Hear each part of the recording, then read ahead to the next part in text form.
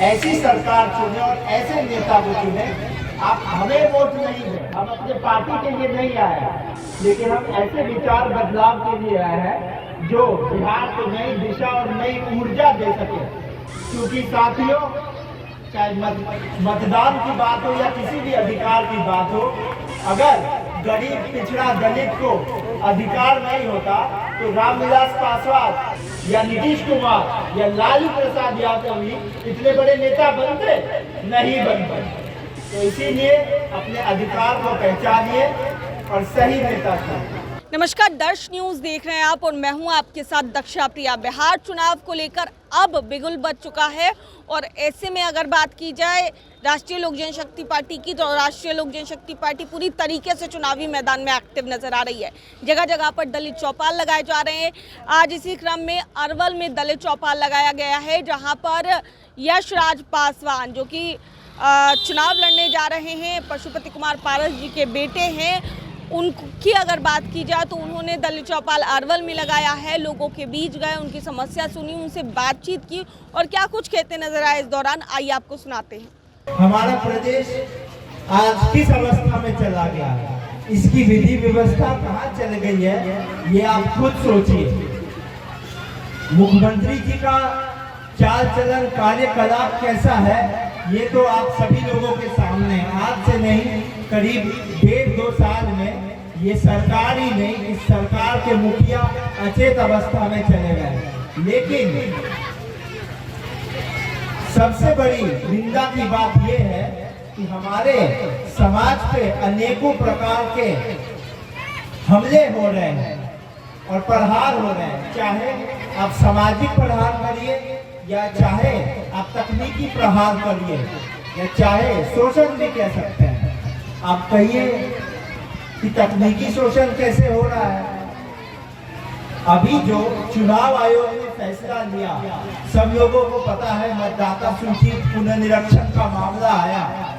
इसमें क्या प्रयास किया जा रहा है, उद्देश्य क्या है?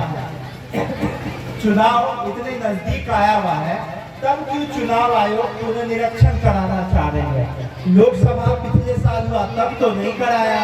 दिल्ली का चुनाव अभी कुछ महीने पहले हुआ, 8 महीने 7 महीने पहले, तब तो नहीं कराया। तो क्यों करा रहा है? इसके पीछे उद्देश्य है दलित, पिछड़ा, गरीब, वंचित वर्ग को कैसे और पीछे कर दो, कैसे पिछड़े समाज को, गरीब समाज को कैसे दिग्भ्रमित कर दो, ताकि जब चुनाव का समय आए तो जनता और समाज दिग्भ्रमित हो जाए और अपने हक की लड़ाई और जमीनी हकीकत के लिए लड़ाई लड़ ही नहीं पाए। चुनाव आयोग कहता है, सरकार कहती है कि बिहार में घुसपैठिए घुस गए हैं, इसीलिए हम लोग पुनर्निरीक्षण लेके आए हैं। अरे भाई, हम लोग के बिहार में कौन से बांग्लादेशी, पाकिस्तानी घुस गए जो पुनर्निरीक्षण लेके आए? तो ये सोचने की बात है कैसे सुयोजित ढंग से ये लोग कर रहे हैं। हम लोग के बिहार में 18 साल या उसके ज्यादा के आयु के लोग जो वोट डालने का अधिकार रखते हैं, उनकी संख्या है 8,18,00,000 और चुनाव आयोग के पास जो सूची है, उस सूची में संख्या है 7,90,00,000 के लमसम। तो ये जो 30 लाख का फासला है या 30 लाख जो ऊपर नीचे गणित है, इसको तो मतदाता सूची और जनसंख्या की जो सूची है, इसको मिला के तालमेल बैठाया जा सकता था। लेकिन ऐसे समय में, जिस समय में आधा बिहार बाढ़ से ग्रसित रहता है, आधा बिहार सुखाड़ से ग्रसित रहता है, यही कुछ किलोमीटर दूर जाइए तो यहाँ अरवल में भी कई ऐसे पंचायत है जो बाढ़ ग्रसित है। तो यही प्रयास है सरकार की कि चुनाव का समय आए तो चाहे युवा हो या कोई भी वर्ग के लोग हो, क्योंकि इस सरकार ने क्या जमीनी हकीकत पे काम किया है ये सबके सामने है। इस सरकार को 20 साल हो गए। ये सरकार खुद को कहती है हम डबल इंजन की सरकार है, लेकिन इस सरकार का एक इंजन आप सोचिए भ्रष्टाचार में है और एक इंजन अपराध में लिप्त है। कहीं जाओ तो कहीं कुछ कमी, कहीं कुछ, कहीं कुछ कमी। हम अभी तक बिहार के अनेकों जिलों में दलित चौपाल कर चुके हैं। एक ऐसा पंचायत नहीं मिला। हम ये भी कह रहे हैं कि हमारे गांव को शहर बना दो। लेकिन गांव हमारा स्मार्ट गांव भी नहीं बन पाया है, और ये लोग स्मार्ट सिटी का जुमला देते हैं। कोई ऐसा गांव नहीं हमें मिला है जहां मूलभूत सुविधाओं की पूरी दुरुस्त की हुई हो। तो यहाँ तो अभी हमने बात किया कि मतदाता सूची की बात की, अब उसमें चुनाव आयोग कहता है कि आप बीएलओ के पास जाइए, अगर आपका कट जाए छट जाए ठीक कराइए। अरे भाई, अभी आचार संहिता लगने में 15-20 दिन है। अभी 10-11 सितंबर, एक महीना बाद 10-11 अक्टूबर के लमसम तो वोटिंग का समय आ जाएगा। जब तक जनता अपना नाम जुड़वाने जाएगी, ठीक कराने जाएगी, कितना लोग जाएगा, कितना लोग का ठीक हो पाएगा। ऊपर से चुनाव आयोग कहता है अपना दादा का, नाना का, मम्मी का, पापा का, किसका किसका और कागज लेके आओ। उसमें और ऊपर से कहता है कि हम आधार कार्ड को नहीं मानेंगे। अरे भाई, तो सरकार आधार को इतना ऊंचा मान्यता काहे दिया है, जब अंतिम में तुमको जब समय आने पे मानना ही नहीं है उसको। वो तो कल जाके सुप्रीम कोर्ट में इतना हल्ला हुआ, तब जाके सुप्रीम कोर्ट डांट लगाया है चुनाव आयोग को कि तुमको आधार को मानना पड़ेगा जैसे 12वीं के सर्टिफिकेट को मानते हैं। तो ये सुयोजित ढंग से कराने का प्रयास किया जा रहा है कि, और सब लोग जानते हैं कि कैसे बाढ़ है, कुछ है, तो कई बार घर में समस्या क्या समस्या होती है, तो कागज उगज उजड़ा जाता है, कई महत्वपूर्ण कागज खो जाता है। तो नया जब तक जिला अधिकारी से, जिला में, प्रखंड में कोई अधिकारी, सरकारी अफसर से अपना कागज बनाएगा, ठीक कराएगा, इतना ना सरकारी उसमें अफसरशाही में खो जाएगा कि समय बीत जाएगा, चुनाव आ जाएगा।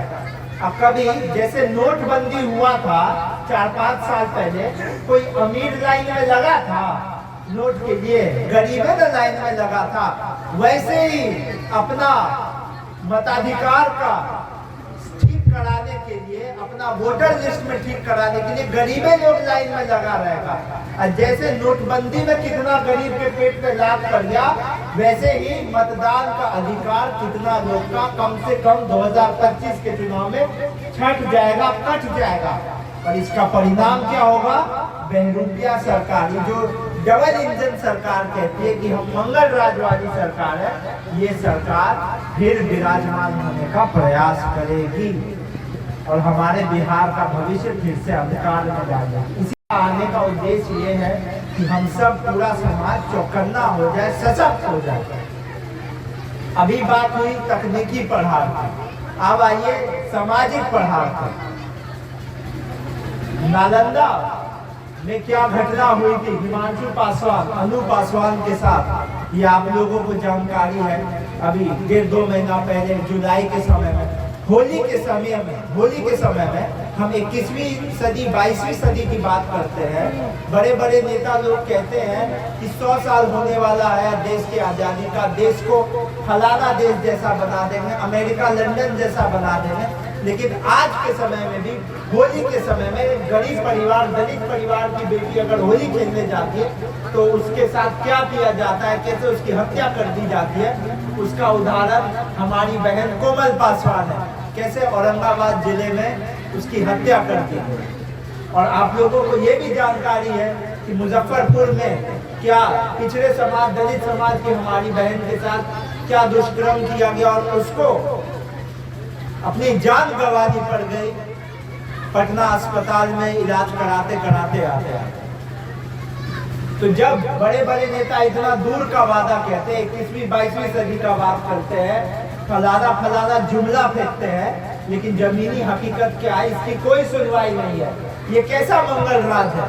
20 साल इस सरकार को हो गया। ये सरकार कहती है 2005 से पहले जंगल राज था, तो अभी कौन सा मंगल राज है? ना युवाओं को नौकरी मिल रही है, ना युवा पढ़ने जा रहे हैं, सही से पढ़ पा रहे हैं, ना हमारे घर की बहन बेटी होली खेल रही है, दिवाली मना पा रही है, अभी भी निडर होकर बाहर नहीं जा सकती है। तो ये कैसा जंगल राज है? जितने भी कारखाने लगते, सब लगते, वो तो और प्रदेशों में लग जाते हैं। बड़े बड़े नेता बात करते हैं हिमाचल प्रदेश में बाढ़ आया, पंजाब में बाढ़ आया। सरकार के बड़े बड़े नेता जो दिल्ली में बैठे हुए हैं वो बात करते हैं कि हिमाचल में बाढ़ आया, पंजाब में बाढ़ आया, लेकिन बिहार में बाढ़ आया तो किसी को दिख नहीं रहा है। सही से सबको राहत का सामग्री नहीं मिल रहा है, यहाँ अरवल में भी नहीं मिल रहा है, ये लोग को नहीं दिख रहा है। लेकिन हाँ, चुनाव का समय आया है तो जुमला करना है, दिग्भ्रमित करना है, कभी चुनाव आयोग से पुनर्निरीक्षण करा लेना है, कभी कुछ करा लेना है, खाली गुमराह करके समय काट देना है। आप लोगों को याद है ना, यही मुख्यमंत्री कहते थे कैसे नौकरी आएगा, 2020 में कहते थे कैसे नौकरी आएगा। लेकिन जब सरकार में एक युवा आया, जब नई सरकार बनी, महागठबंधन की सरकार बनी, तब वही मुख्यमंत्री कैसे नौकरी बांटने लग गए। तो यहाँ हम व्यक्ति विशेष की बात नहीं कर रहे हैं, लेकिन हम ये जरूर कहेंगे कि वर्तमान मुख्यमंत्री किसी समाज के लिए अच्छा, आप लोग कह सकते हैं कि हम यहाँ आए हैं तो खाली गरीबे समाज, दलित समाज का चर्चा कर रहे हैं। संपन्न समाज के साथ यहाँ क्या हालचाल होता है?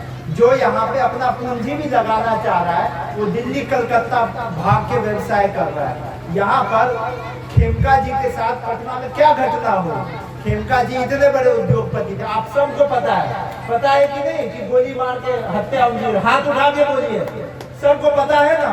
तो बताइए, वो तो संपन्न समाज के थे और तो राजधानी में रहते थे, जो बिहार की राजधानी है वहां पे लोग सुरक्षित नहीं है। संपन्न समाज का लोग सुरक्षित नहीं है, सवर्ण समाज का लोग सुरक्षित नहीं है, तो गरीब, पिछड़ा, आदिवासी, दलित कहां से सुरक्षित होगा?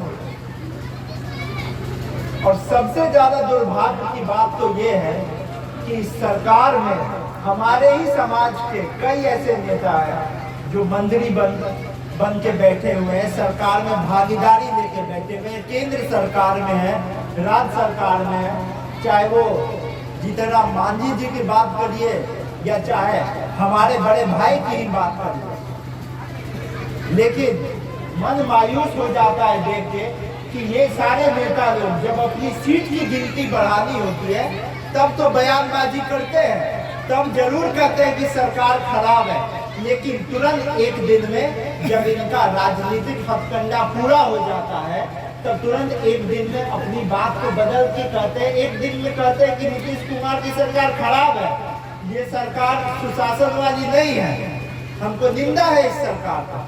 फिर अगले दिन कहते हैं कि यही सरकार ठीक है, नीतीश कुमार ठीक है। सब लोग सुने हैं कि नहीं? हाथ उठा के बोलिए, हाथ उठा के बोलिए, सब लोग सुने हैं कि नहीं? राजनीति में कई बार विचार अलग होता है, उद्देश्य अलग होता है, तो नेता लोग 2 महीना 6 महीना पे अपना बात बदलता है। कभी देखे हैं किसी नेता को जो 1 महीना में ही 5-5 बार अपना बात बदले? तो ये सब लोगों को बस, ये लोग काम के मंत्री, जनसेवा के मंत्री नहीं है, ना ये लोग बिहार सरकार के मंत्री है, ना ये लोग भारत सरकार के मंत्री है। जितने लोग सत्ता में हैं, चाहे हमारे समाज से हो या किसी भी समाज के हो, सब ये लोग प्रचार मंत्री बने हुए हैं और राजनीति में भी अभिनय लेके आ रहे हैं कि कैसे अभिनय करो, लोग को दिग्भ्रमित करो। लेकिन जनता भोली होती है, लेकिन ना समझ नहीं होती। ऐसी सरकार चुने और ऐसे नेता को चुने। आप हमें वोट नहीं दें, हम अपने पार्टी के लिए नहीं आए हैं, लेकिन हम ऐसे विचार बदलाव के लिए आए हैं जो बिहार को नई दिशा और नई ऊर्जा दे सके। क्योंकि साथियों, चाहे मतदान की बात हो या किसी भी अधिकार की बात हो, अगर गरीब, पिछड़ा, दलित को अधिकार नहीं होता तो रामविलास पासवान या नीतीश कुमार या लालू प्रसाद यादव ही इतने बड़े नेता बनते नहीं बनते। तो इसीलिए अपने अधिकार को पहचानिए और सही नेता चुनिए। इन्हीं शब्दों के साथ हम अपनी वाणी को विराम करेंगे। तो सुना आपने क्या कुछ कह रहे हैं यशराज पासवान, और किस तरीके से जो है वो लोगों से मिलते हुए नजर आ रहे हैं, लोगों से बातचीत करते हुए नजर आ रहे हो, और समस्या पर किस तरीके से वो लोगों के बीच गए हैं, आप सुन रहे थे। कैमरा पर्सन शशि के साथ मैं दक्षा प्रिया, दर्श न्यूज़, अरवल।